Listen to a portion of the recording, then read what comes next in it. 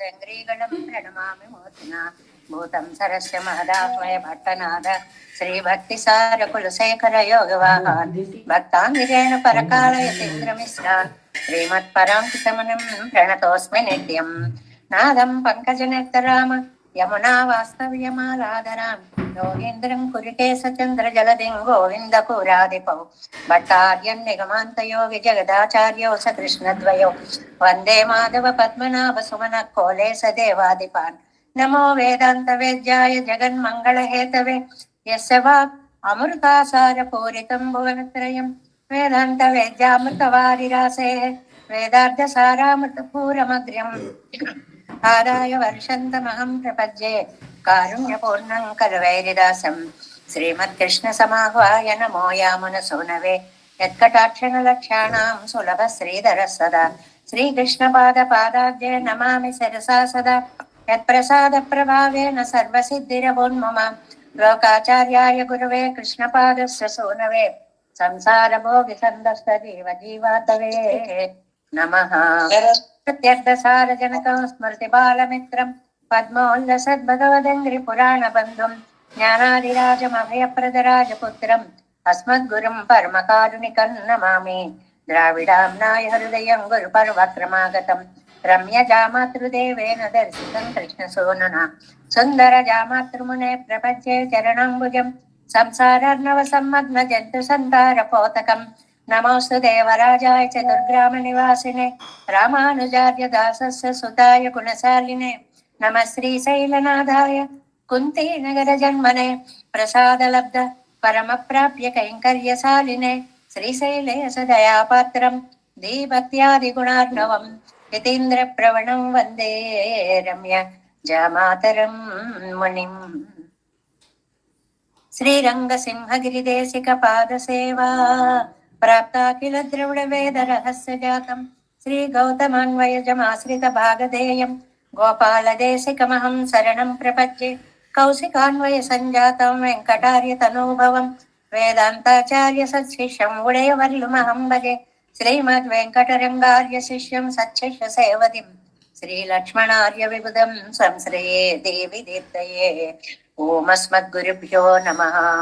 భక్తామృతం విశ్వజనానుమోదనం సర్వాద్గతం శ్రీ షటకోపవాన్మయం సహస్ర శాఖోపనిషత్ సమాగమం నమామ్యహం ద్రావిడ వేద సాగరం తిరువజిదినాడెన్నం தென்குருகூரென்னம் மறுவினியவன் பொருநலென்றும் அருமறைகள் அந்தாதி செய்தானடியினையே எப்பொழுதும் சிந்தையாய் நெஞ்சை தெளிந்து மனத்தாலும் வாயாலும் மண் குருகூர் பேணும் இனத்தாரை அல்லாதிரைஞ்சேன் தனத்தாலும் வேதம் குறைவிலேன் எந்தை சடகோபன் பாதங்கள் யாம் உடைய பத்து ஏந்த பெருங்கீர்த்தி இராமானுசமுனதன் வாயந்த மலர் பாதம் வணங்குகின்றேன் ஆயந்த பெரும் செய்தார் சடகோபன் செந்தமிழ் வேதந்தரிக்கும் பேராத உள்ளம் பெறா வான்திகழன் சோலை மதிலரங்கள் வன்புகழ் மேல் ஆன்ற தமிழ் மறைகள் ஆயிரமும் ஈன்ற முதல் தாய் செடகோபன் முயம்பால் வளர்த்த இதத்தாய்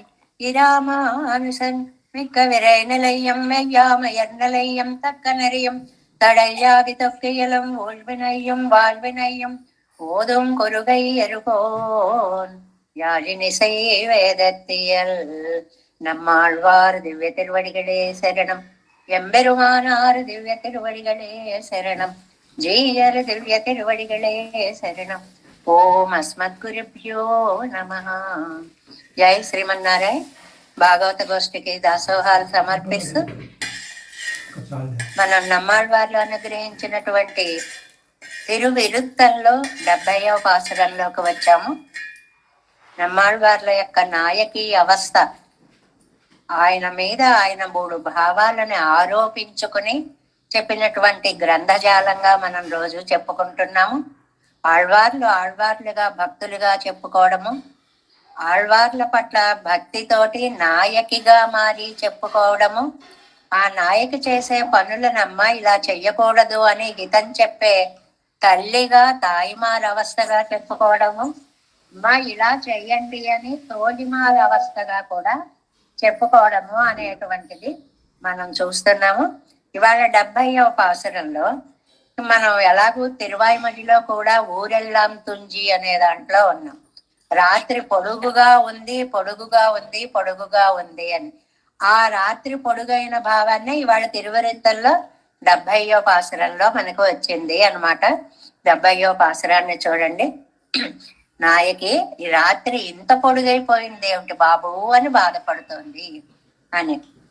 வளைவாய் திருச்சக்கரத்து எங்கள் வானவர் முடிமேல் தளைவாய் நறுங்கண்ணை தன்னந்துழாயிற்கு வண்ணம் பயலை விளைவான் மிக வந்து நாள் திங்கள் ஆண்டு ஊழி நிற்கயம்மை உழைவான் புகுந்து இது ஓர் கங்குலாயிரமூழிகளே.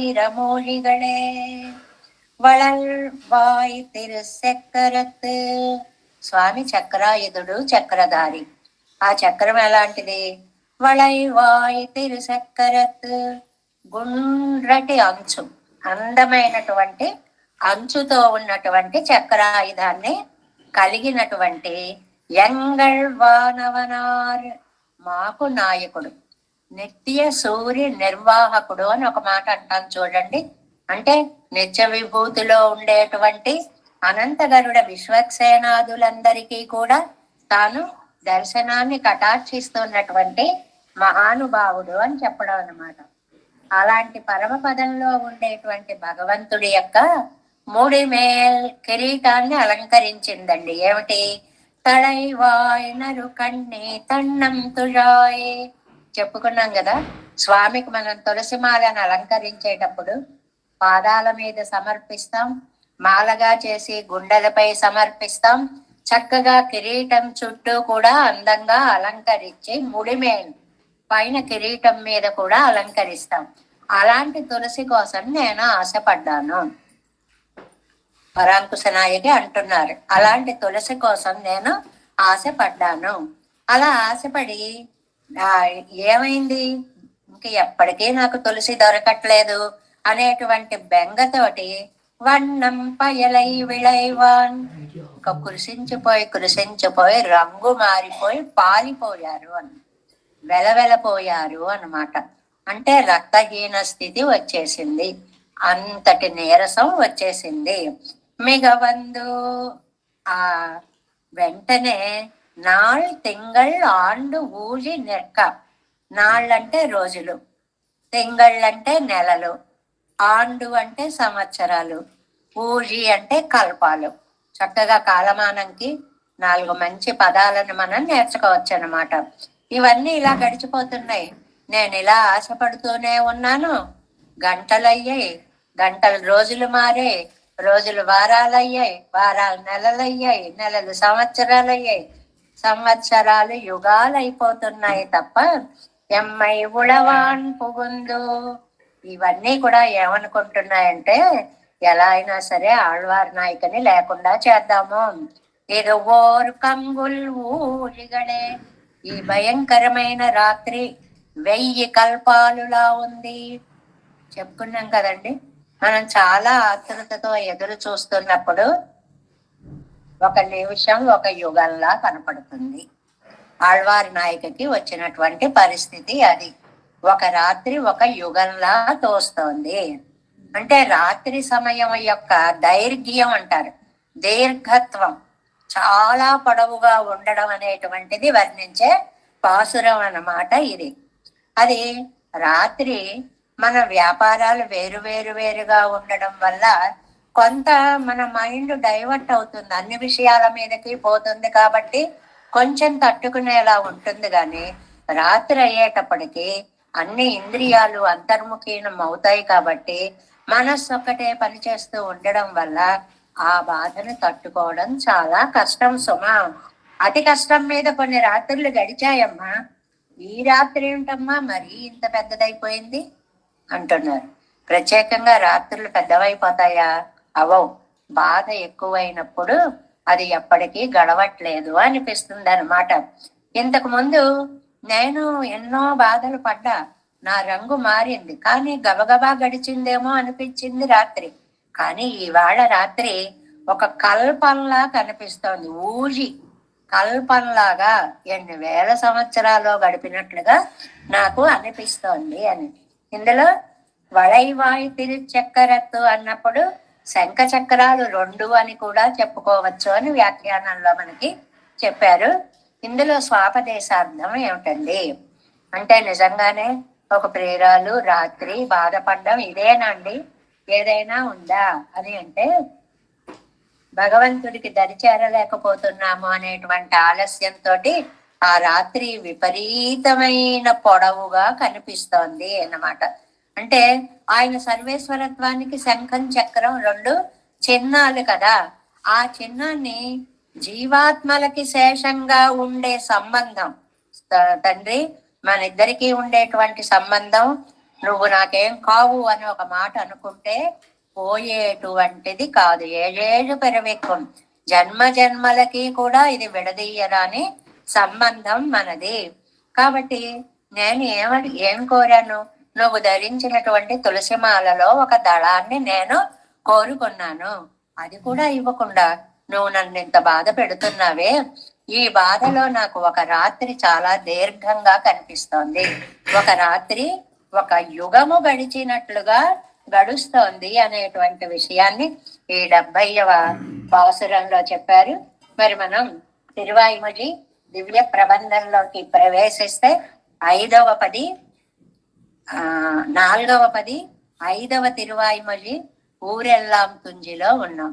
4, 5, 3వ పాసురంలోకి ప్రవేశించాం.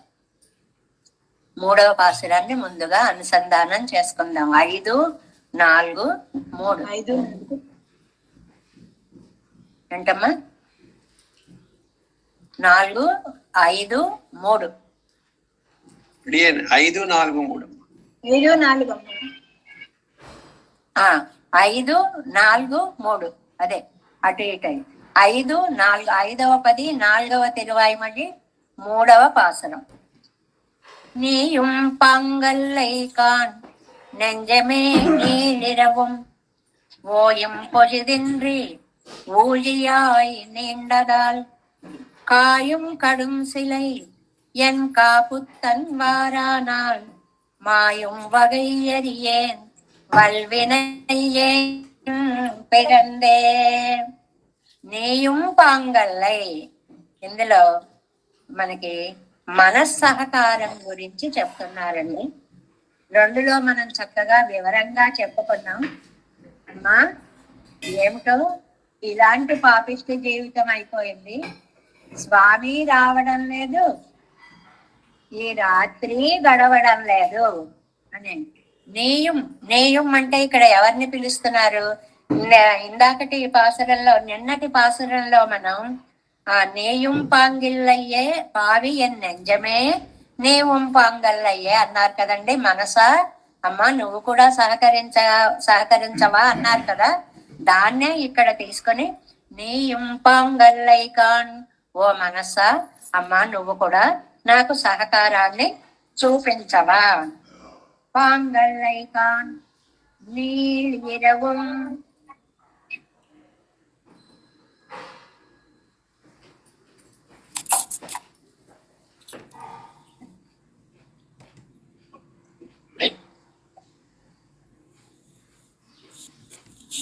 నీల్ ఇరవం రాత్రి అంటే రాత్రి అది అవడం లేదండి, ఆ రాత్రి అవడం లేదు. ఊజియాయ్ కల్పం అయిపోతుంది. కల్పం అంటే చాలా చాలా యుగాలు కలిసినటువంటి ఒక కాలమానం అన్నమాట. నిండదు పైగా పెరిగింది. కాయం కడుం శిలై, ఈ శత్రువులని దగించేటువంటి క్రూరమైన బాణం, కడుం శిలై క్రూరమైన బాణం కలిగిన ఎన్ కాపుత్తన్ నా రాఘవుడు వారాన్ రావట్లేదు. పోనీలే శ్రీరామచంద్రుడు వస్తాడేమో అంటే నిన్ననేమన్నారండి, కృష్ణుడు వస్తాడేమో కదా. ఎన్ కണ്ണన్ వారానాలన్న, ఇవాళ కాపుత్తన్ వారానాలంట. కాకుస్థుడు అంటే శ్రీరామచంద్రుడికి పేరు. వాళ్ళు వినయ్యేం, ఏమో ఎంత మహాపాపం చేసుకున్నానో, పెణ్ పిరందు ఆడదానిగా పుట్టాను. అది నమ్మాడు వాళ్ళ భావన అన్నమాట. ఏ మహాపాపం చేసుకోవడం వలన ఈ స్త్రీ జన్మ వచ్చింది అని. మాయుంబగై మరణాన్ని పొందే ప్రకారం కూడా అది నేను తెలుసుకోలేకపోతున్నాను. అంటే మనం అంటాం విసిగి వేసారిపోయినప్పుడు, అబ్బా ఈ చావు కూడా రావట్లేదండి నాకు అని అంటుంటారే కొంతమంది, అలాంటి బాధ అన్నమాట. ఇందులో రెండు పదాలు చాలా విశేషమైన పదాలు ఏమిటంటే, ఒకటి కాకుత్తన్, కకుత్స వంశంలో పుట్టినటువంటి శ్రీరామచంద్రుడు. ఎందుకండి ఆయనకి ఆ పేరు వచ్చింది అని అంటే, పురంజయుడు అనేటువంటి ఒక రాజు ఉన్నాడండి, సూర్యవంశపు రాజు. పురంజయుడు అతని పేరు. ఆ రాజు దేవతల మీద రాక్షసులు ఎప్పుడు యుద్ధానికి పోతూ ఉంటారు కదండి. అందువల్ల వీళ్ళు యుద్ధానికి పోయేటప్పటికి ఆయన బ్రహ్మని ప్రార్థించారు. బ్రహ్మేమో రండి మనందరం కలిసి వెళ్ళి విష్ణుమూర్తిని ప్రార్థిద్దాము అని చెప్పి విష్ణుమూర్తి దగ్గరికి వెళ్ళారు. అప్పుడు వాళ్ళు ఏమన్నారంటే, మీరేమి బెంగపడకండి, లోకంలో పురంజయుడు అని ఒక రాజు, సూర్యవంశపు రాజు ఉన్నాడు. మా దివ్య శక్తులన్నీ మేము ఆ పురంజయుడిలో పెడతాము, అతన్ని ఆవేశిస్తాము. ఆ ఇంద్రుడు వాహనంగా వాణిని మోయాలి అన్నారండి. ఇది ముఖ్యమైన విషయం. అంటే ఈ పురంజయుడు అనేటువంటి వాడు కకుత్సుడు, ఆ వంశంలో వాడు. ఆయన ఒక వృషభంగా ఉండాలి, ఇంద్రుడు వాహనమై అతన్ని మోయాలి. ఇంద్రుడు వాహనం అవ్వాలి, ఆ రాజుని ఎక్కించుకోవాలి అన్నమాట. అప్పుడు రాక్షసుల్ని సంహరిస్తాడు, మీరేమీ బెంగ పెట్టుకోకండి అని చెప్పాడనమాట. సరే అని చెప్పి రాజు దగ్గరకు వచ్చి అడిగితే, నేను వృషభం మీద వచ్చి యుద్ధం చేస్తాను అన్నాడు పురంజయుడు. ఎవరా వృషభము అని అంటే, ఇంద్రుడు వృషభం అయ్యాడు. ఇంద్రుడు వృషభాకారం దాల్చాడు. అప్పుడు కపుత్సం అంటే ఎద్దుకి పైన ఇలా మోపురం ఉంటుంది చూడండి, దాన్ని కపుత్సము అంటారు. ఆ కపుత్సం మీద కూచుని ఇతడు యుద్ధం చేశాడు కాబట్టి అతనికి కాకుత్సుడు అని పేరు వచ్చిందండి. కకుత్సుడు అని పేరు వచ్చిందండి. ఆ కకుత్స వంశంలో పుట్టాడు కాబట్టి రాముడికి కాకుత్సుడు అని పేరు వచ్చింది. అంటే ఒకప్పటి రాజులు ఇతర లోకాలకి కూడా వెళ్ళి దేవతా కోటికి సహాయం చేస్తూ ఉండే సామర్థ్యం కలిగి ఉండేవారు అని అనమాట. దశరథుడికి కూడా అదేనండి పేరు. దశసు దిక్షు అప్రతిహత రథ, 10 వైపులా కూడా అడ్డులేని రథగమనం కలిగినటువంటి వాడు. అందువల్ల ఇంద్రుడికి వాళ్ళకి సహాయం కావాలంటే రాజులు వెడుతూ ఉండేవారు.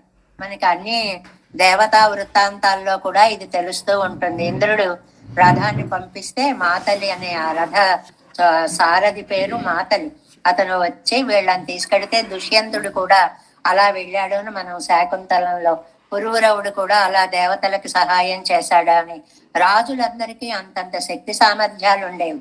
ఇతర లోకాలకి కూడా వెళ్ళి వాళ్లకు వచ్చిన కష్టాలు కూడా తీర్చగలిగేవారు అని. అలా ఈ కపుత్సుడు అనేటువంటి వాడు దేవతలకి సహాయం చేశాడు. ఆ వంశంలో పుట్టడం వల్ల శ్రీరామచంద్రుడికి కాకుత్సన్ అనేటువంటి పేరు వచ్చింది అనేటువంటిది ఇవాళ పాసురంలో విశిష్ట ప్రయోగంగా ఎన్ కాకుత్తన్ వారానాల తమిళంలోకి వెళ్ళేటువంటి కాకుత్తన్ అనేటువంటిది అవుతుంది. ఇప్పుడు వ్యాఖ్యానంలోకి ప్రవేశించి మధ్య మధ్యలో చెప్పుకుందాం. 3 పాటే 129 పేజీ అండి. సకల దుఃఖంగళయ్యం పోక్కుం స్వభావనాన కాకుత్తనం వరుగిరిలన్. అన్ని దుఃఖాలు పోగొట్టే స్వభావం ఉన్నవాడు శ్రీరామచంద్రుడు. శ్రీరామచంద్రుని యొక్క గుణంలో గొప్పతనం ఏంటంటే దుఃఖాలని పోగొట్టడమే. నేనున్నాను, మీకు భయము లేదు అని చెప్పి అభయ ప్రదానము చెయ్యడమే శ్రీరామచంద్రుని యొక్క అభయం. సర్వభూతేభ్యో, అందరికీ అభయాన్ని ఇస్తాను. ఏతద్ వ్రతం మమ, ఇది నాకు నియమము అని చెప్పాడు శ్రీరామచంద్రుడు. అలాంటి కాకుత్తన్ వరుగిరిలన్, ఏమండి కృష్ణుడు రాలేదు అన్నారు కదా ముందు, ఇందులో రాముడు రాలేదు అంటారు ఎందుకండి మార్చేశారు అంటే వ్యాఖ్యానంలో చెప్తారు నెమ్మదిగా. పరతంత్రయ్యాగయ్యాలే ముడియవం విరగిరగిరిలేని ఎంగిరాళ్. నేనా పరతంత్రని అంటే ఇతరుల వశంలో ఉన్నటువంటి దానిని, అంటే నా జీవితం మీద కూడా నాకు హక్కు లేదు, ఒకళ్ళకి లోబడి ఉన్నటువంటి దానిని. ఇందులో మనకి సంప్రదాయార్థం ఏంటండి, జీవుడు ఎప్పుడూ కూడా పరతంత్రుడు, భగవంతుడికే వసుడై ఉండేటువంటి వాడు పరతంత్రుడు అనేటువంటి సంప్రదాయార్థాన్ని ఈ ప్రయోగంలో చెప్పారు అన్నమాట. నీయం పొంగల్లై కాణంజమే గంగైక్క కరై పట్టవన్రు ఇళయ్య పెరుమాళై పార్త్. దీనికి చక్కటి వ్యాఖ్యానాన్ని అందిస్తున్నారండి. సీతారాములు అరణ్యవాసానికి బయలుదేరినప్పుడు, సరే నిన్ను విడిచి నేను ఉండలేను, లక్ష్మణ స్వామి కూడా వచ్చాడు కదా, గంగ దాకా వెళ్ళిపోయాక కూడా రామచంద్రుడికి లక్ష్మణుడిని ఇంకా వెనక్కి పంపించేద్దామని ప్రజలందరినీ పంపించేశాడు. లక్ష్మణ నువ్వు కూడా వెళ్ళిపో అంటాట. పిళ్ళాయ్ నేయం పడై వీరే వీడేరపోయన్నారిరే. నాన్న తండ్రి లక్ష్మణ నువ్వు కూడా వెళ్ళిపోరా, వీడు పట్టణానికి వెళ్ళిపోరా అని చెప్పి మళ్ళీ ఇంకోసారి అడిగాడనమాట. వనమాసం ఎవరైవ జీవం తలై కట్టలాం ఎన్ను భ్రమిత్. లక్ష్మణుడు లేకుండా వనవాసం పూర్తి చేయగలము అనుకున్నట్టండి రామచంద్రుడు. అసలు ఎలా భయ ప్రాణం కదండి లక్ష్మణుడు, అతను లేకుండా రామచంద్రుడు ఎలా వనవాసం పూర్తి చేయగలడు? కానీ అనుకున్నాడు అంతే, నాయన నువ్వు కూడా వెళ్ళిపోరా అన్నాడు. అలాగా భ్రమ పడినట్లుగా ఎంత క్లారిటీ ఇచ్చారో, భ్రమ పడినట్లుగా అది భ్రమ. లక్ష్మణస్వామి లేకపోతే రాముడు వనవాసం పూర్తి చేయలేడు. ఆ ప్రేమని మరిచిపోయి అప్పటియే ఇవరం తన్ తిరువుళ్ళత్తై పార్త్. ఇప్పుడు ఎందుకండి ఈ పోలిక చెప్పారు? నమ్మాళ్వార్లు ఆయన హృదయము, నమ్మాళ్వార్లు రాముడు అనుకోండి, ఆయన హృదయం లక్ష్మణుడు అనుకోండి. హృదయంతో చెప్తున్నారు. రాముడు ఎలాగ లక్ష్మణుడితో చెప్పాడో ఆళ్వార్లు అలాగా తమ మనస్సుతో చెప్తున్నారు. నీయుం పొంగల్లై కాణెంగిరాలు. ఏమిటమ్మా మనస్స, నువ్వు కూడా సహకరించట్లేదేంటమ్మా అని దాన్ని సంబోధిస్తూ, మనకి సాహిత్యంలో ఇది ఒక విశిష్ట ప్రక్రియ అండి. మనస్సుని సంబోధిస్తూ మాట్లాడడం చాలా సార్లు చెప్పుకున్నాం, చాలా సార్లు చెప్పుకున్నాం. అమ్మా మనస్సా నా మాట వినవే, మానస సంచరరే బ్రహ్మణి. ఎక్కడ సంచరించమంటావమ్మా?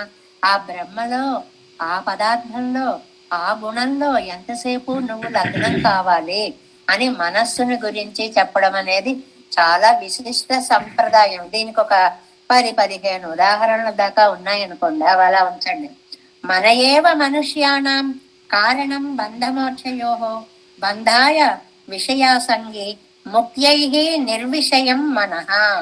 ఒక అందమైనటువంటి శ్లోకం అన్నమాట, విష్ణు పురాణంలో శ్లోకం అండి. ఏమిటిది? మన మనస్సే అన్నిటికీ మూలము. మన మనస్సుతో మనది అనుకున్నాం అనుకోండి, దానికోసం ప్రాణాలు పెట్టేదాకా ప్రయత్నం చేస్తాం. మనది కాదు అనుకున్నాం అనుకోండి, దాని వైపు మనం కన్నెత్తి చూడం. మన ఏవ బంధమోక్షయో కారణం. పట్టించుకున్నా విడుదల చేసిన మనస్సే మూల కారణం. అలా ఉండబట్టే ప్రపంచం నడుస్తోంది. లేకపోతే ప్రపంచం ఎలా నడుస్తుందండి? వీళ్ళు నా వాళ్ళు అని కొంతమందికి చేసుకుంటున్నాం, అదే మిగిలినది ఎన్ని వార్తలో వింటామండి పేపర్లో, అయ్యో అనుకుంటాం అయిపోతుంది. మనదైతే మనకున్న బంధం వేరుగా ఉంటుంది. కాబట్టి మనస్సే అన్నిటికీ మూల కారణము అని ఎంగడిపడియే நஞ்சைரே எல்லாம் பெறவிருக்கிறது இருக்க செய்தேயும் ఇన్నా పోలే సొల్లుగిరార్. అలాంటి మనస్సుని మనస్సా అని చెప్పి చాలా బాధతోటి, అమ్మా నువ్వేనా సహకరించకపోతే నేను ఎలా బ్రతుకుతానే అంటున్నారు అని చెప్తున్నారనమాట. 130 పేజీ ఫస్ట్ లైన్.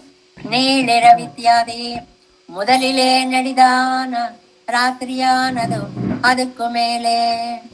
అసలే మొదలిలే అంటే మొదటే అంటే అసలే రాత్రి చాలా పొడుగ్గా ఉందండి, ఎప్పటికీ అవడం లేదు. அதுக்கு மேலே ஒரு முடிவு కాణవండాదపడిరా నిండ్రదు. ఇది ఎంతవరకు ఉందా, చివరి ఎక్కడా అని చూద్దామని చూస్తే చివరి కనపడడం లేదు. ఆ చివరి అనేది అసలు కనపడడం లేదు. ఎక్కడ ప్రారంభమైందో ఎక్కడ అంతమైందో తెలియనట్లుగా ఉంది రాత్రి అని. దీనికి మనకి భాష్యాది గ్రంథాలలో చాలా పెద్ద పెద్ద మాటలు రెండు చెప్తారండి. ప్రాక్ అభావము, ప్రధ్వంసాభావము అని రెండు భావాలు ఉన్నాయండి. ప్రాక్ అభావం, ప్రధ్వంసాభావం. ప్రాక్ అభావం మొదలు లేదు, ప్రధ్వంస అభావం తుది లేదు. అంటే ఆద్యంతరహితుడు అని పరమాత్మ గురించి చెప్పే విషయంగా దాన్ని చెప్తారు అక్కడ. దాన్ని ఇక్కడ ఎలా సమన్వయించారు చూడండి. ఈ చీకటి ఉందే, ఎక్కడ మొదలైందో తెలియట్లేదు, ఎక్కడ చివర అయిందో అయిపోయిందో తెలియడం లేదు అనేటువంటి దాన్ని వ్యాఖ్యానాల్లో ఆ శ్రీభాష్యంతో సమన్వయించి చెప్పడం కూడా చాలా అందంగా ఉంటుంది అన్నమాట. అలాగా మొదలిలే నడిదాన రాత్రి, అసలే అది చాలా పొడవుగా ఉంది రాత్రి.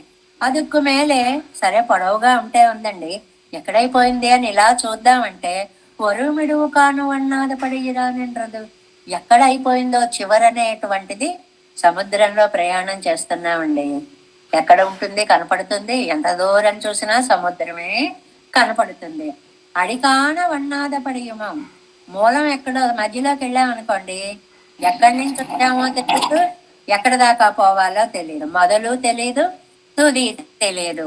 ముడివిక్కుం ఓరెల్లై కానవన్నాదపడిరానెండ్రదే. అది అయిపోయిందండానికి కూడా ఒక హద్దు కనపడడం లేదు. అంత రాత్రి మనకి అనిష్టాలైనవన్నీ అలాగే కనిపిస్తాయండి. అయిపోవడం అనేటువంటిది ఉండదు అని. ముడివు కాణవన్నాదిరిక్కచ్చేదేయం అడి ఎత్తిరుప్పన ఉండిరే. పోనీయండి, చివర కనపడకపోతే సరే, ఎక్కడి నుంచి వచ్చామో మొదలైనా కనపడాలి కదా, కనపడదు. దీన్ని ఇంకా లోతుగా వెళ్ళి సమన్వయించుకుంటే మన జన్మ పరంపరతో పోల్చుకోవాలి. ఎప్పటి నుంచి పుడుతున్నామో తెలియదు, ఇంకా ఎన్ని జన్మలు ఎత్తుతామో తెలియదు. అందువల్ల అడి లేదు ముడి లేదు అన్నారు సరదాగా. అంటే మొదలు లేదు చివర లేదు అని. అది అప్పటి ఇరిక్కరదిల్లై ఓయం పెళ్ళిదిండి నిన్న విడத்தில் నిన్నం కాల్వాంగక్కడవదండ్రిక్కే. అది రాత్రి ఎడతెగక ఓయం పొలిదండ్రి, హద్దు లేకుండా ఎండ్ లేకుండా చివరనేటువంటిది లేకుండా అలా అలా పెరిగిపోతుంది. అంటే కాలం ఎప్పటికీ రాత్రి గడవడం లేదు అని అర్థం. దాన్ని ఇంత వ్యాఖ్యానంగా ఏకంగా శ్రీభాష్య పదాది ప్రయోగాలతో మనకి తెలిసేలా సమన్వయిస్తూ చాలా చక్కగా వ్యాఖ్యానాన్ని అందించారు అనమాట. ఊజియాయి ఊజి శాప్తన్ కూతన్ ఎన్న పోలే శిలపేరాయి. ఊజి అంటే కల్పమైందని. ఒకదానికి ముందు ఒక చిన్న పేరు ఉంటుందండి, పెద్ద అయ్యాక అది పెద్దగా గొప్పగా మారుతుంది. కింద ఎక్కడో ఇస్తారు వ్యాఖ్యానాల్లో. ఏం లేదు, చిన్నప్పుడేమో ఒకడు పీతాంబరధారి అని పేరు పెట్టారటండి ఒక అతనికి. పీతన్ అని పిలిచేవారటండి. చిన్నప్పుడు అలా పిలిచేవారు. ఏదో హాస్యంగానూ ఉండేది, సరదాగానూ ఉండేది. పెద్ద అయ్యాడండి, వాడు పెద్ద కలెక్టర్ అయి వచ్చాడండి. అప్పుడు అలా పిలవగలరా? పీతాంబరధారి గారు వచ్చారు అని. ఏదో అప్పారావు గారు, ఒరే అప్పిగా రారా అన్నారు. పెద్ద అయ్యాక అమ్మో అప్పారావు గారు వచ్చారండి అలాగట. ఈ చీకటిని ముందు చిన్నప్పుడు రాత్రి అన్నారటండి. ఇప్పుడు పెద్ద గొప్ప పేరు తెచ్చేసుకుంది. ఏమని పేరు? ఊషియాయ్, కల్పం గారు వచ్చారండి అంటున్నారట. అంటే అంత పెద్దది అయిపోయింది అని అర్థం అన్నమాట. ఈయన మనస్సులో దాన్ని భరించలేకపోతున్నారు అని చెప్పడం. சேத்தன் கூத்தன் என்ன போலே சில பேராய் அவர்கள் తాంగల్ జీవక్క పుక్కవారే సిరు పేరు తవిరిందు పెద్ద అయిన తర్వాత వాళ్ళు గొప్ప పేరు తెచ్చుకొని వచ్చిన తర్వాత సోழக்கோனார் తొండమానార్ ఎన్ను పట్ట పేరు పెద్దవాళ్ళు మా పోలే. ఆహా, ఆ మహనీయులు వచ్చారండి, ఆ భాగవతోత్తములు వచ్చారండి, ఆ పెద్దలు వచ్చారండి అని పేరు విశిష్టంగా మార్చినట్లుగా చిన్నప్పుడు పేరునే బహువచనంతో గౌరవ వాచకాలతోటి కలిపి మాట్లాడినట్లుగా రాత్రి అన్నది పోయి రాత్రి అనే చిన్న పేరు పోయింది.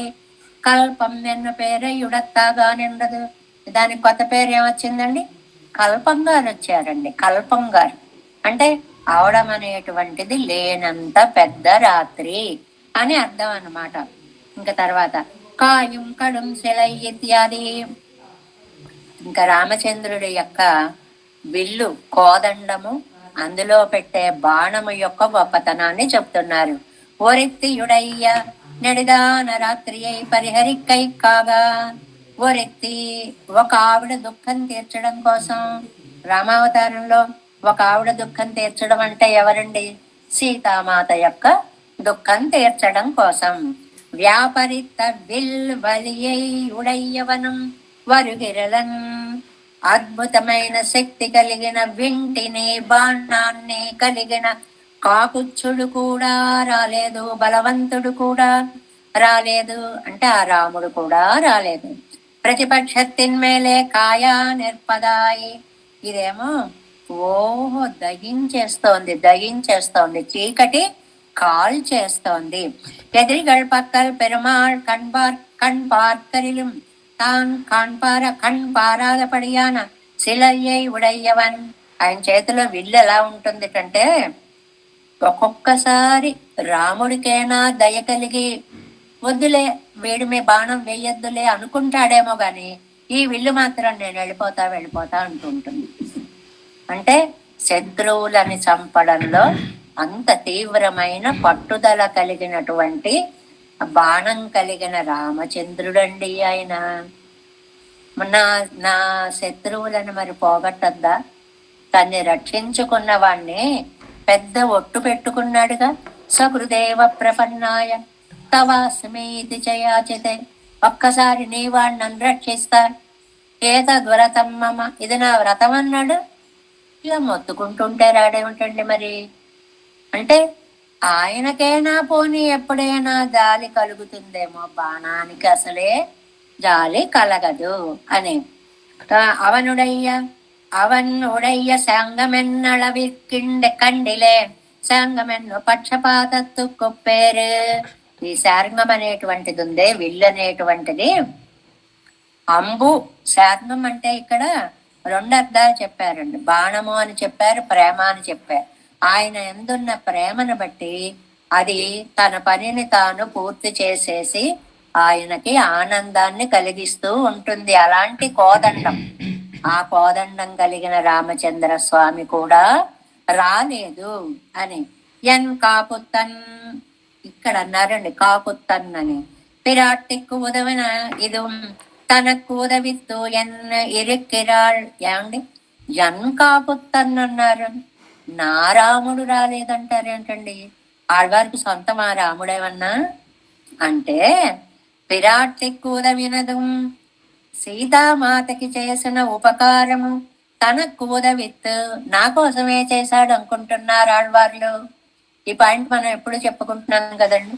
ఏ ఏ అవతారాలు ఎత్తి ఏ పనులు చేసినా భూమిని అండబిత్తి నుంచి వరాహస్వామిగా వేరు తీసిన తన కోసమే అంటారు.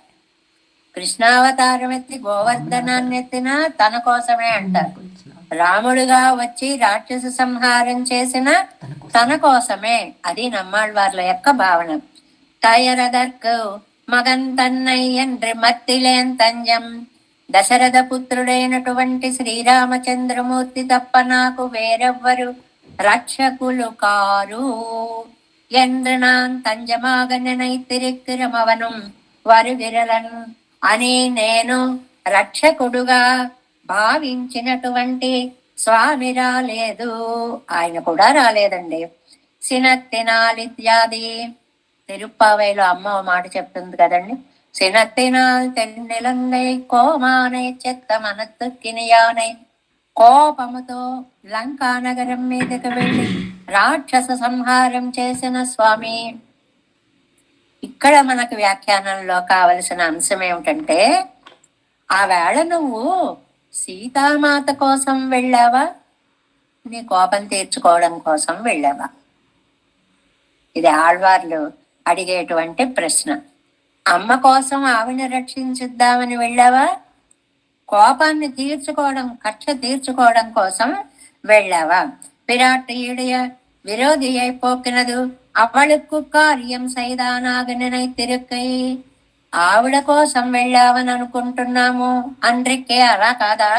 తన్ సీనం తీరందదానా ఇరుక్కుమవన్, తన కోపం తీర్చుకునేందుకు వెళ్ళి ఉంటావు నువ్వు అంటే ఇందులో ఏంటండి? మానస్తత్వ శాస్త్ర ప్రకారం చెప్పే మాట, నీ మనస్సుకు ఆనందం కలిగే పనులే నువ్వు చేస్తావు, ఒకళ్ళ కోసం నువ్వేమీ చెయ్యవు. ఇవాళ నన్ను రక్షించాలి అనేది నీ మనస్సుకి ఆనందం కలిగించట్లేదా? ఎందుకు రాకుండా ఉన్నావు ఇంతవరకు అని అన్నమాట. அவளுக்கு காரியம் செய்தானாக நினைத்திருக்க என்றிக்கே తన్ సేనం తీరందానా ఇరుక్కుమవన్ కాకుత్తన్. అందుకోసం కాకుత్తన్ అనే పదాన్ని ఎందువల్లంటే, అప్పట్లో రాక్షస సంహారం చెయ్యడానికి తానే స్వయంగా వెళ్ళి యుద్ధం చేసిన కకుత్స వంశంలో పుట్టిన వాడివే, నీకు ఇవాళ నాకు సహాయం చెయ్యాలని ఎందుకు అనిపించట్లేదు? అక్కడికనమాట లింక్. కొన్ని చోట్ల రాఘవ అని పిలుస్తారండి, ఏదైనా దానం ఇమ్మని అడిగినప్పుడు రాఘవ అని పిలుస్తారండి. ఆ పిలవడంలో అర్థం ఏంటి? ఆవేళ మీ వంశంలో ఉండే రఘు మహారాజు కోరినటువంటి వాళ్ళకి కోరినంతే కాకుండా 10 రెట్లు ఎక్కువ ఇచ్చి పంపించే గుణం కలిగిన వాడు. ఆ వంశంలో పుట్టిన వాడువే, నువ్వు అడిగింది కూడా అయ్యవా అని అండం కోసం ఆ రాఘవ అనే పదాన్ని అక్కడ ఉపయోగిస్తారు. అలాగే ఇక్కడ కకుత్తాన్ని ఎందుకు ప్రయోగించారు? ఇతరులకి సహాయపడ్డమే జీవిత లక్ష్యంగా ఉన్నవాడి వంశంలో పుట్టావే, మరి నేను ఇంతగా వేడుకుంటున్నాను, ఎందుకు రావట్లేదయ్యా? కీజే కన్నను వారానాలెంద్రదు. 2వ పాసురంలో కన్నన్ రాలేదని కృష్ణుణ్ణి తలుచుకున్నారు. ఏమండి ఇప్పుడు మళ్ళీ రాముడికి మార్చేశారేమిటండి? అభిషిక్త క్షత్రియ పుత్తరల్లాదార్తాం తవిరిగిరాళ్గల్.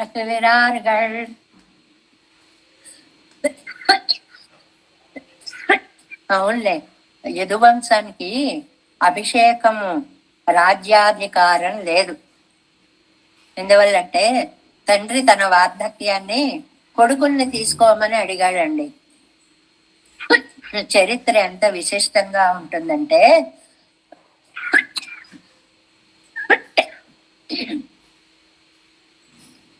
తన వార్ధక్యాన్ని కొడుకులు ఎవరైనా తీసుకుంటే తాను కొన్నాళ్ళు భోగాలు అనుభవిస్తానంటాడండి తండ్రి. ఇలాంటి చరిత్రే, మరి మానవ జాతి ఇలాగే ఉంటుంది. అప్పుడు ఎవరూ తీసుకోలేదు. తీసుకోకపోతే కోపం వచ్చి యదువంశీయులని మీకు రాజ్యాధికారం లేదు అని శపించాడు ఆయన. అలాంటి యాదవ వంశంలో పుట్టావు తండ్రి అని చెప్పడం కనమాట. నీకు అభిషిక్త క్షత్రియ పుత్ర అల్లాదార్తాం తవిరిగిరాళ్ళు అంటే కృష్ణుడికి రాజ్యాభిషేకం అర్హత లేదండి అందువల్ల. అందులో మళ్ళీ చర్చలోకి వస్తే, వసుదేవుడు యొక్క భార్యలు 2 ఉన్నారు. ఒక ఆవిడ క్షత్రియ వంశ జాతితురాలు, దాన్ని బట్టి క్షత్రియుడని కూడా చెప్పచ్చు అని ఆ వాదం వేరే ఉంది. అది అలా అట్టే పెడదాం. ఎందుకంటే ముడిసూడినొక్కం కుడియలే పిరందవనొక్కు. మా రాముడైతే ముడిసూడి చక్రవర్తిత్వాన్ని, కిరీటాన్ని ధరించడానికి అర్హమైనటువంటి వంశంలో పుట్టిన రాముడు కదా, రావద్దండి? మరి క్షత్రియ ధర్మాలు చూపించద్దండి? రక్షణ కార్యం చేయొద్దండి? కకుత్స కులోద్భవనానవనం వారాతుజుపదే. ఈ వాక్యంకి ప్రత్యేకం. వీటిని సాభిప్రాయాలు అంటారండి. అంటే ఆ పిలవడానికి ఒక ప్రత్యేకమైన అర్థం ఉంటుందన్నమాట. ఏమిటా అర్థము? కకుత్స వంశంలో పుట్టి ఇతరులకి సహాయం చేయడమే వ్రతంగా ఉన్న వంశంలో పుట్టి ఇవాళ నువ్వు నాకు సహాయం చేయకపోతే ఆ వంశానికి చెడ్డ పేరు రాదా స్వామి? வாரானால் எதிரிகள் வரப்பரவிருக்க என்றுக்கு தானே எடுத்து விட்டு சென்று போரோம் అవనం వరిగరలన్. వాళ్ళు వచ్చి ప్రార్థిస్తే రక్షించడం కాదండి, ఈయనే ఎదురు వెళ్ళి వాళ్ళని రక్షించడం. అది కూడా మనం సెండ్రు అని తిరుపావేలో కూడా చెప్పుకుంటాం కదండి, తానే వెళ్ళి వాళ్ళని రక్షించాడు అని. అలాంటి స్వభావం వాడివి వాళ్ళ పిలిచినా రావట్లేదేమిటయ్యా? అవియాత. ఇక్కడ ఒక అందమైనటువంటి రామాయణ శ్లోకం ఈ వాటి పాసురంలోనండి 3 రామాయణ పాసురాలను ఇచ్చారు, శ్లోకాలను ఇచ్చారు. 1, 2 కాదు. రామాయణంలో రాముడి యొక్క యుద్ధ కౌశలాన్ని వర్ణిస్తూ ఒక అందమైన శ్లోకం ఉంది. ఎలాంటి వాడండి రాముడు అంటే, అభియాత ప్రహర్త చ సేనానయ విశారద అప్రదృశ్యశ్చ సంగ్రామే క్రుద్ధైరపి సురాసురై. మొట్టమొదటి గొప్ప లక్షణం రాముడిదేమిటి? అభియాత. సింహం ఉన్నటువంటి గుహలోకి తానే ఎదురు వెళ్ళినట్లుగా శత్రు సైన్యంలోకి తానే ముందు పెడతాడు. అభియాత, ఎదురు వెళ్ళేటువంటి వాడు. ఇది చాలా గొప్ప లక్షణం. అంటే శత్రువులు వచ్చి భయపడ్డారు కాబట్టి ఆత్మరక్షణ కోసం యుద్ధం చేసుకోవడం కాదు, తానే పరాక్రమవంతుడిగా ముందు యుద్ధంలోకి వెళ్ళేవాడు అని ఒకటి. ప్రహర్త, దెబ్బతీసేవాడు ఆయనే. ముందు బాణ ప్రయోగం ఎవరు చేయాలి? అది తప్పనిసరిగా రాముడే ముందు బాణ ప్రయోగము చేస్తాడు. సేనానయ విశారద, యుద్ధంలోకి వెళ్ళక్కర్లేదండి, ఆ ప్రణాళిక అలా ఉంటుంది. వ్యూహాలు అని ఉంటాయండి. భారతంలో యుద్ధ పంచకంలో మనకి ఎన్ని వ్యూహాలు చెప్తారో, అలాగే కదండి పద్మ వ్యూహము, అభిమన్యుడి కథను మనం తెలుసుకున్నాం కదా. ఆ సైన్యాన్ని ఒక ప్లాన్ ప్రకారం అరేంజ్ చేస్తారు. గరుడ వ్యూహము అనుకోండి, గరుడ పక్షిలాగా సైన్యం నిలబడుతుంది. ఆ గరుత్మంతుడికి ముందు శత్రువులని చంపేటువంటి భాగం ముక్కు కాబట్టి ఆ ముక్కు దగ్గర ప్రధాన సేనా నాయకులందరూ నిలబడి ఉంటారు. గోళ్ళు కాబట్టి గోళ్ళ దగ్గర అందరూ రాజాదిరాజులందరూ. అలాగా ఒక పై నుంచి చూస్తే ఒక డేగలాగా ఆకారంలో సైన్యం కనపడుతుంది. వీటన్నిటిని వ్యూహాలు అంటారండి.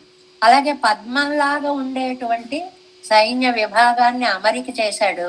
ఆవేళ అభిమన్యుణ్ణి పోగొట్టారే, అలాగా మంచి సేనా నయ విశారద, యుద్ధ రంగంలోకి వెళ్ళక్కర్లేదు, దూరం నుంచే యుద్ధానికి ఒక అద్భుతమైన ప్రణాళికను వేసి దగ్గరుండి యుద్ధం చేసినంత బాగా యుద్ధం చేయగలడు అని అనడానికి అభియాత ఎదిరేగల్ வரப்பரவிருக்கை என்றுக்கே எடுத்து விட்டு పరుగయ్యం తమక్కే పనియా ఇరకం. వాళ్ళు వచ్చి యుద్ధం మీద పడితే యుద్ధం చేయడం కాదండి, తనే ముందు యుద్ధానికి సంసిద్ధుడు అవుతాడు. ఎంత ధర్మ యుద్ధము! చేతిలో మళ్ళీ అవతల వాడికి ఆయుధం లేదనుకోండి, తను యుద్ధం చేయడు. రావణాసురుడు అనుకుంటాడు, అతను రావణాసురుడి యొక్క వెంటిని బాణాన్ని అన్నిటినీ ముక్కలు చేసేస్తాడు. చేసిన తర్వాత ఇప్పుడు బాణం వేశాడు, నా విల్లు కింద పడిపోయింది కదా, ఎందుకు వేశాడా అని చూసుకుంటాడు రావణాసురుడు. చూస్తే ఆ వింటి యొక్క మొదటి భాగం తన చేతిలో ఉంటుంది. ఇంకా దాన్ని ఏమన్నా అడ్డు పెట్టుకుని వేస్తాడేమో అని బాణం వేశాడు అనమాట. అదే బాణం లేకపోతే గచ్చ అనుజానామి రణార్దితస్వం, వెళ్ళవయ్యా, నీకు పర్మిషన్ ఇస్తున్నా, యుద్ధంలో అలసిపోయావు, రేపు కొత్త విల్లు తీసుకో, బాణాలు తీసుకో. అందుకే మనకి ఎంత మంచి సాహిత్య పద్యాలు అవి మనకి లభించాయంటే, చంపదగిన ఎట్టి శత్రువు తన చేత చిక్కినేని కీడు చేయరాదు, పొసగ మేలు చేసి పొమ్మనుటే చాలు. విశ్వదాభిరామంలోకి తీసుకొచ్చారు అంత గొప్ప ధర్మశాస్త్ర విషయాన్ని. వాడు చంపేవాడైనా సరే వాడి చేతిలో ఆయుధం లేదంటే రాముడు వెయ్యడండి.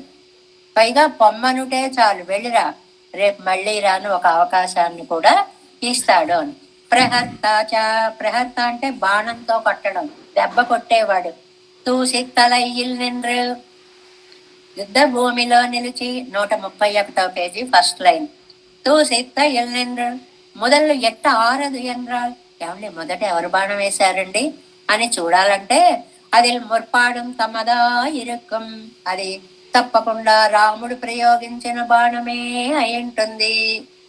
అలాంటి ధైర్యవంతుడు సేనానయ విశారద తాం పోగాదే తూషయం మణియం పేరణియుమాగా వగుత్త విట్టాళ్ళు. ఆ వ్యూహాలులో మొదటి దెబ్బ ఆయనే వేసేలాగా అవతల వాళ్ళు ఎలా లోపలికి ప్రవేశించాలో తెలియనంత అద్భుతమైన ప్రణాళికగా సైన్యాన్ని ఏర్పాటు చేసినవాడు. ఇది చాలా పెద్ద టాపిక్ అన్నమాట. వ్యూహ రచన. ద్రోణుడు ఎలాంటి వ్యూహాలు వేశాడు, యువతల దృష్టద్యుమ్నుడు ఎలాంటి వ్యూహాలు వేశాడు, ధర్మరాజు ఏమేం వేయమని, ఏ వ్యూహంకి ఏది ఎదురైన వ్యూహమో ఎలా సలహా ఇచ్చాడు, అలాంటివన్నీ కూడా భారతంలో యుద్ధ పంచకంలో చాలా విశిష్టంగా చెప్తారండి. అందులో ఎక్స్పర్ట్ రామచంద్రుడు. అది సేనా నయ విశారద, సేనలని వ్యూహంగా ఏర్పాటు అంటే ఒక ప్లాను. అది ఇలా వెళితే ఇటువైపు కొంత సైన్యం వెళ్ళిపోతే అటు నుంచి ఎంట్రీ తేలికవుతుంది. ఇలా ఏవో కొన్ని ఐడియాస్ ఉంటాయి. వాటికి తగ్గట్టుగా సైన్యాన్ని ఏర్పాటు చెయ్యడము అని అన్నమాట. అందువల్ల ఆ ఒండ్రు నిన్ను పొరువిత్తా పోలేవెన్ను మీడం పడిపడై కొక్క వల్లవర్. ఏమి యుద్ధ సైన్య వ్యూహ విశారదుడు. విశారదుడు విశారదుడు అంటే ఫైనల్ గా ఎక్స్పర్ట్ అని అర్థం అండి. అందుకే మనకి హిందీ ఎగ్జామ్స్ లో వాటిల్లో కూడా ఏదో ప్రవేశ మధ్యమ అది ఇది అంటూ విశారద అని కొంత నాలెడ్జ్ వచ్చాక పెట్టిన పేరు విశారదుడు అనేటువంటి పేరు పెడతాం. மாயும் மகையறியேன் இவன் வாராமయ్యరందాల్ ఎనుముడి ఇరై సుఖమే. మనస్సు ఎన్ని రకాలుగా ఆలోచిస్తుందో చూడండి. రమ్మన్నామండి, ఆయన రావట్లేదు. ఆయన రానప్పుడు ఎందుకు బతుకు, పోతే ప్రాణాలు విడిస్తే సరిపోతుంది. ముడియం విరగరగిరిలే, ఎలా పోవాలో కూడా తెలియట్లేదు. మనం అనుకుంటాం కానీ అండి, చావు మన చేతిలో ఉండదు. అది ఎప్పుడు రావాలో అప్పుడే వస్తుంది. ముందు పోదామంటే సకల బాధలలో ఉన్న వాళ్ళందరూ ముందే పోయేవాళ్ళు. వాళ్ళకే అలా పోవలసిన యోగం రాసి పెట్టుంటే అప్పుడు వాళ్ళు ఏదో ప్రయత్నం చేసి ప్రాణాలు తీసుకుంటారు. అది కూడా వాళ్ళ జీవితాల్లో రాసి పెట్టే ఉంటుంది. అందువల్ల నాకు ఆ మార్గం తెలియట్లేదు. వాళ్ళు వినయ్యే ఎందుకండి వాళ్ళు పాపిష్టివాణ్ణి కాబట్టి, నా పాపం కాబట్టి నాకు పరిష్కారం దొరకడం లేదు. முடிகை சுகமாய் தேட்டமானால் அதுவும் கிடையாதபடியான పాపత్తై పండినే. చావులో సుఖం వెతుక్కుందామంటే చావు కూడా నా దగ్గరికి రావట్లేదు. పాపమానది వినాశ హేతువాగా ఎండ్రికే జీవికైకు హేతువావదే. రెండండి, బ్రతికి లాభం లేకపోతుంది, మరణిద్దామంటే అది రావట్లేదు. ఎంత కష్టమైన పరిస్థితి వచ్చిందో. ఇటు బతకలేను, అటు మరణించలేను, రెండు కూడా లేని స్థితి. జీవికై తెట్టపోనమాన దరిదాం, ముడికై తోటపాన పోదరిదాం. బతకడం ఎలాగో తెలియట్లేదు, మరణించడం ఎలాగో తెలియట్లేదు. ఏదైనా మాగా అనిష్టావహం పాపమిత్తనయ్యిరే. దీనికంతటికీ మూల కారణం నా మహాపాపము. ఎందుకు ఇలా జరిగింది అంటే ఒక్కటే సమాధానం అండి, మహాపాపం. பெண் பிறந்தே పరతంత్ర జన్మத்திலே పిరిందార్కు నినైత పోదు ముడియపోము. ఇక్కడ ఇంకో విషయం యాడ్ చేసింది. అవునులే, ఆడదానిగా పుట్టాను, పరతంత్రురాలని కదా, జీవితం అంతా పారతంత్రమే, ఒకడి అధీనంలో పడి ఉండడమే. నాకంతకంటే మంచి ఫలితం రమ్మంటే ఎలా వస్తుంది? స్త్రీత్వాన్ని నిందించుకున్న మాట అండి ఇది. ఎందుకంటే పురుషుడు సర్వాధికారి, నా ఇష్టం, నేను ఇలా చేస్తా అనుకోవడం. స్త్రీకి ఏమని ధర్మాలు ప్రేమ చేసేసారండి? పితా రక్షతి కౌమారే, భర్త రక్షతి యవ్వనే, వార్ధకే ఏదో సంసారము, నా స్త్రీ స్వాతంత్రం అర్హతి. ఎప్పుడూ ఒకప్పుడు ఒకళ్ళ అధీనంలో పడి ఉంటేనే రక్షణ తప్ప లేకపోతే రక్షణ లేని జీవితాలు. దీనికి చాలా మంచి వ్యాఖ్యానం ఉందండి. నా స్త్రీ స్వాతంత్రం అర్హతి అంటే స్త్రీకి స్వాతంత్రం పనికిరాదు అని చెప్తున్నారు ఇవాళ లోకంలో అర్థాలు. ఇక్కడ అర్థాలు చెప్పుకోవడంలో ఎవరికి వాది బలమా వాద బలమా అని ఒక మాట ఉందండి. వాది బలము అంటే అవతల వాడు నోరు పెట్టుకు పడిపోతే ఇంక వాడు చెప్పిందే సరే అంటాం అనమాట. అంతేగాని విషయం కరెక్ట్ కాదు, కానీ ఇంక వాడిని ఏం చేయలేక సరే అంటాం. అర్థాలు అలా మారిపోయాయండి. ఒక ఒక మాట ఉంది చూడండి, ఇప్పుడు అనవసరమే కానీ ఊరికే గుర్తుకొచ్చింది కాబట్టి చెప్పుకోవడం అన్నమాట. ఏమిటంటే మనకి గతానుగతికో లోకః అని ఒక మాట ఉందండి. అంటే అందరూ చేస్తున్నారు కాబట్టి మనం చేయడం ఒకటి ఉంది. నా లోకః పారమార్థికః గంగా సైకతలింగేషు నష్టం మే తామ్రభాజనం. అందమైన శ్లోకం అండి ఇది. గతానుగతికో లోకః. మనం ఏవో కొన్ని ఆచారాలు పాటిస్తూ ఉంటాం.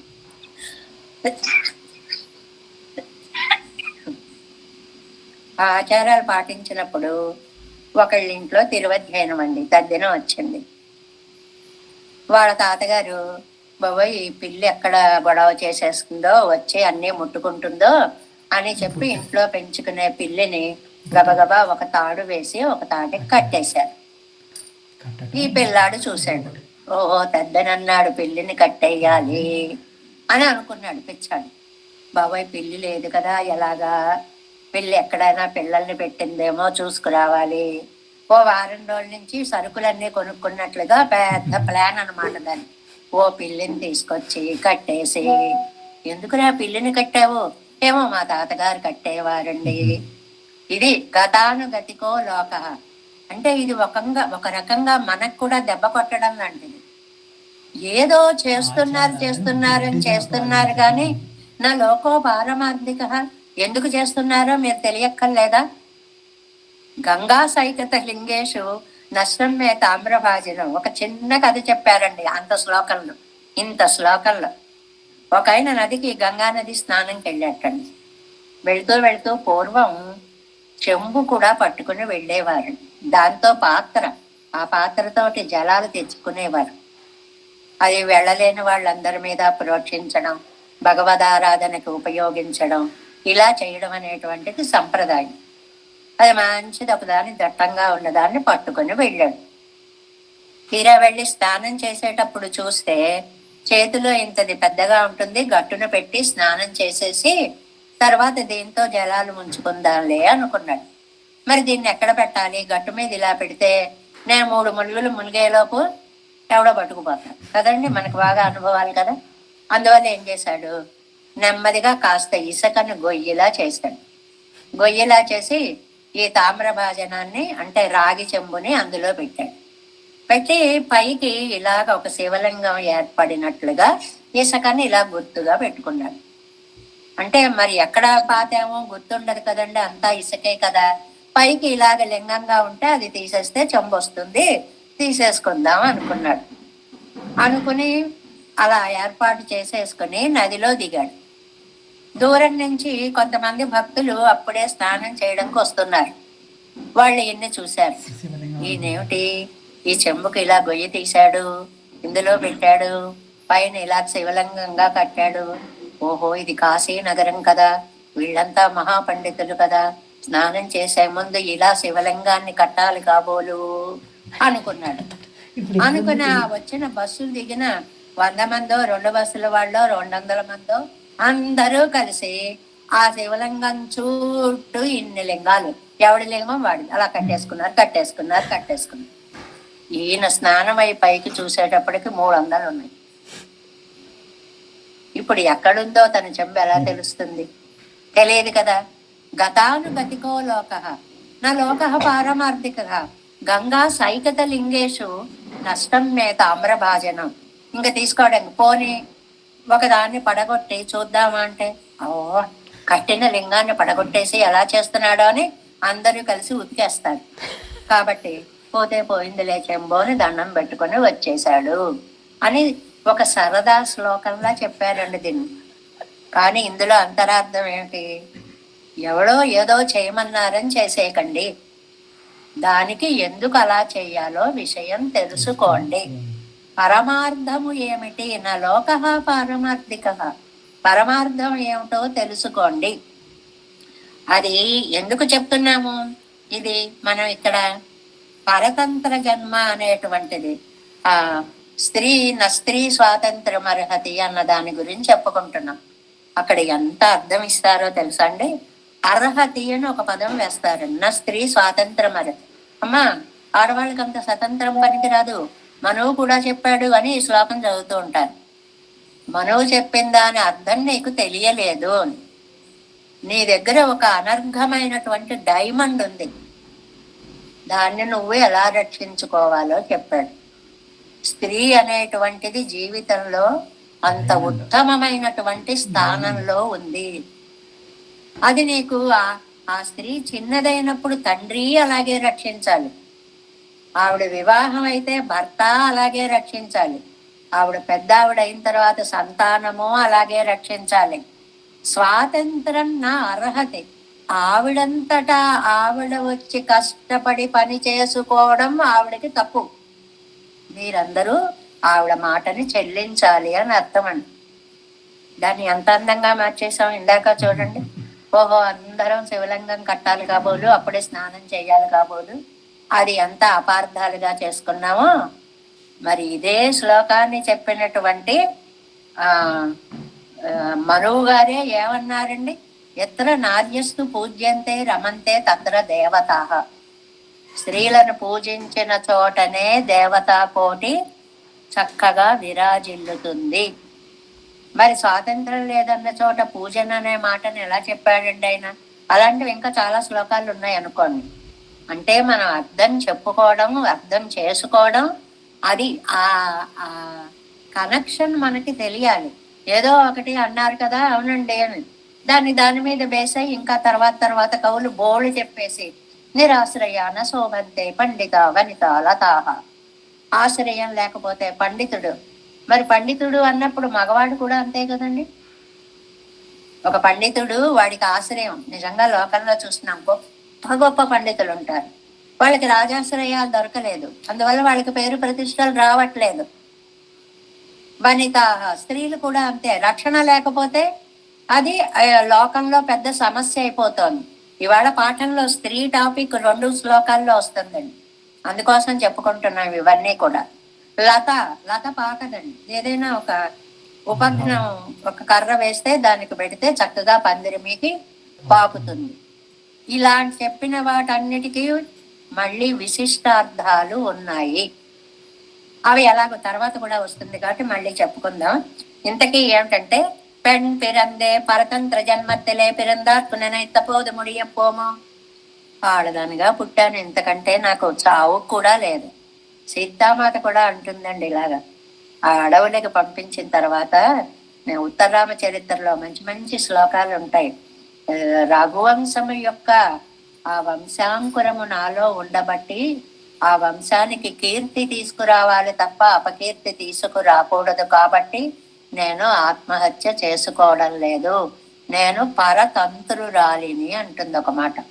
రాముడికే పరవశమైనటువంటి మనస్సు కలిగిన దానిని పిరక్కాగ జీవిక్క వేండుం పరతంత్ర జన్మత్తిలే పిరెక్కై కీడాన మహాపాపత్తై పండినే. ఎంత మహాపాపం చేసుకున్నాము, ఒకళ్ళ కోసమే బ్రతకడం. దీనికి మంచి అర్థం చెప్పండి. మనం మన కోసం కాకుండా ఇతరుల కోసం బ్రతకడం అనేది ఎంత త్యాగం అండి. ఒక్క క్షణం ఆలోచిస్తే, ఎవడు బతుకు వాడు బతకడం. మగాడికి ఏముందండి, హాయిగా వాడికి కావాలంటే బతుకుతాడు, లేకపోతే. వాళ్ళ కోసమే వీళ్ళు బతకడం అంటే అందులో త్యాగం ఉందా లేదా? ఆ మనువు ఆ యాంగిల్లో చాలా శ్లోకాలు చెప్పాడండి, అవన్నీ ఇప్పుడు చెప్పట్లేదు. ఇంకొక మాట కూడా వెంటనే వచ్చింది చూడండి, నెక్స్ట్ పేరాలో. పాపానామాకర స్త్రియ ఎన్న కడవదిరే. ఒక మంచి శ్లోకం ఉందండి.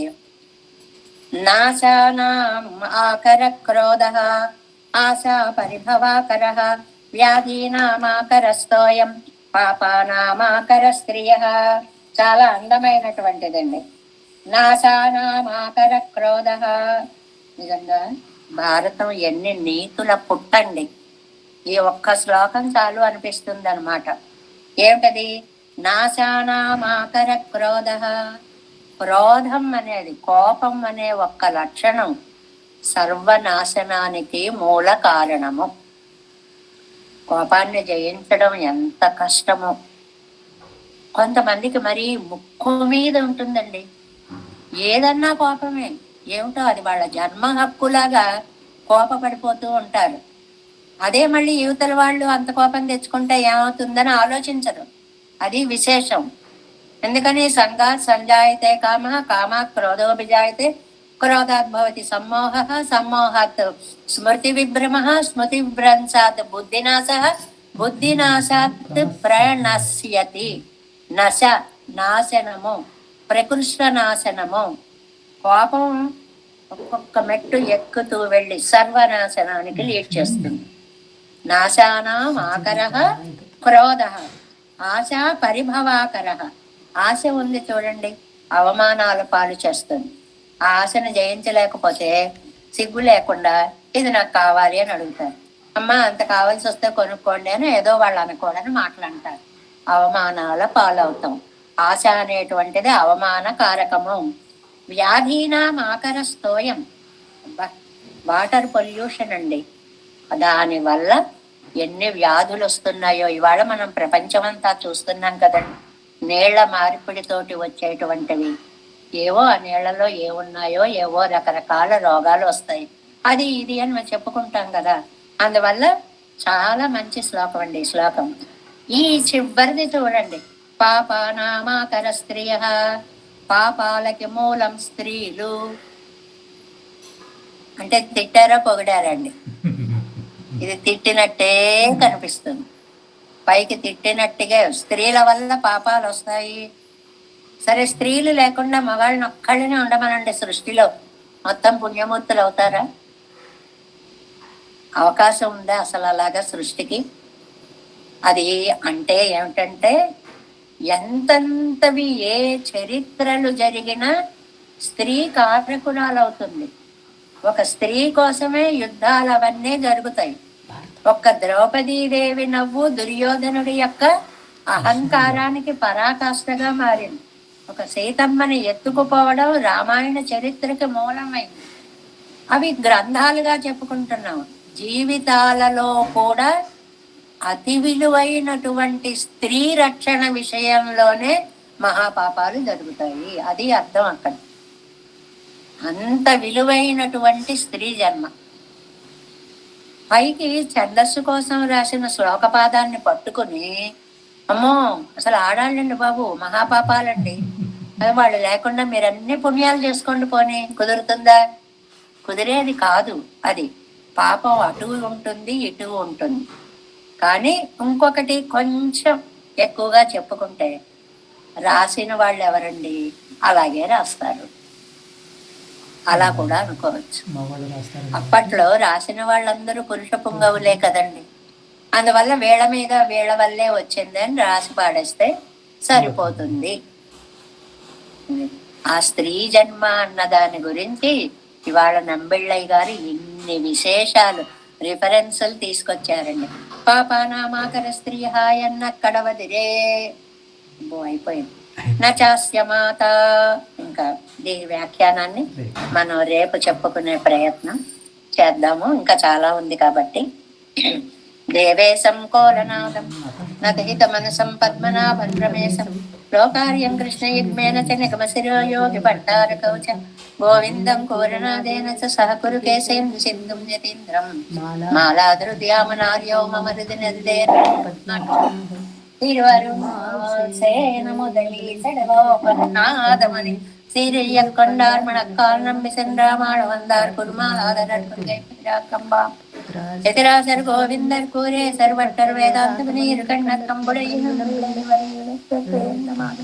பற்பன அவர் இவராளர் திருவடி ஒன்றே தேவ பெருமாள் கை கொண்டருடன் திருமலையாள் முன்னென்னல் சேரந்தனவே நமோஸ்து தேவராஜாய ஜெகத்ராம நிவாசினே ராமானுஜாரிதாச சுதாய குணசாலினே நம ஸ்ரீ சேரநாதாய கொண்டை நகர ஜன்மனே பிரசாதரத்த பரம பிராப்தி கைங்கரிய சாலினே ஸ்ரீ விசேலேஸ்வரயா பாத்திரம் நிர்வச்சாய குணான శ్రవణం వందే రమ్యజ మాతరం మనవాడి తిరువాయ్ మయப்பிள்ளை மாதவன் மனவாளம் வாழி அவன் மானந்தருவாய் மயப்பிள்ளை மான்னத்தோர் பேரும்படே துரைக்கும் சேர் ஸ்ரீரங்க சிம்மகிரி தேசிகபாத சேவா ప్రతాకిల ద్రవిడ వేద రహస్య జాతం శ్రీ గౌతమాన్వయజం ఆశ్రిత భాగధేయం గోపాలదేశికమాం ధరణాంధ్రపద్య కౌశికాన్వయ సంజాతం వెంకటాజితనోభవం వేదాంతాచార్య సశిష్యం ఉడైవర్లమాం భజే శ్రీమద్ వెంకటరంగాయ శిష్యం సచ్చిష్య సేవలిం శ్రీ లక్ష్మణార్య విబుధం